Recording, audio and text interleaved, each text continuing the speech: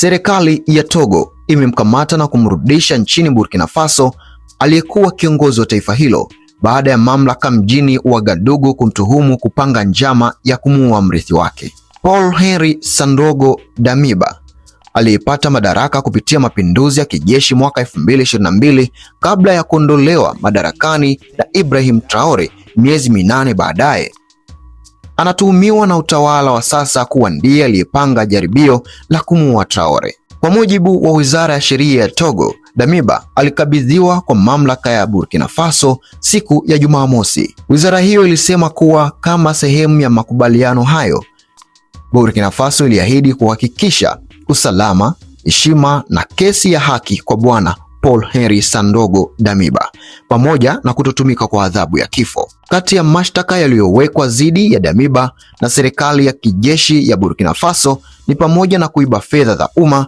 kupata utajiri kinyemela, ufisadi, kupokea mali zilizoporwa kwa hali ya hatari na utakatishaji wa fedha. Kulingana na taarifa ya Wizara ya Sheria ya Togo, hakuna maoni yoyote kutoka kwa Damiba kuhusu mashtaka hayo yaliyoripotiwa. Mashtaka yaliyozidi kuwa makubwa ni mashtaka ya njama za mauaji.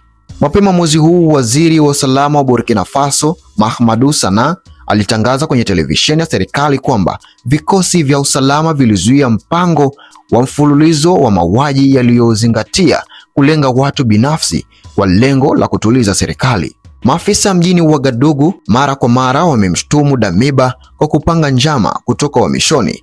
Mwishoni mwa mwaka 2024 alitajwa tena hadharani kama kiongozi wa kile mamlaka yalichokiita tawi la kijeshi la njama kubwa zaidi. Damiba aliibuka madarakani kwa mara ya kwanza Januari 2022 baada ya kuangusha serikali iliyochaguliwa ya Roch-Marc Christian Kabore kutokana na kutoaminika kwa serikali kushughulikia vurugu za Kiislamu. Lakini baada ya miezi 8 tu, yeye mwenyewe aliondolewa madarakani na Traore, afisa wa makombora wa umri wa miaka 34 ambaye alimdai kushindwa kuboresha usalama. Tangu wakati huo, junta inayosimamiwa na Traore imeimarisha udhibiti wake nchini, ikituma walowezi wa Kifaransa, ikichukua msimamo mkali wa kitaifa na hivi karibuni kurejesha adhabu ya kifo, ikiwemo kwa makosa ya uhaini ya hali ya juu. Licha ya ahadi za kurejesha utulivu, Burkina Faso bado inakabiliwa na moja ya migogoro mikali ya usalama duniani, huku mashambulizi ya kigaidi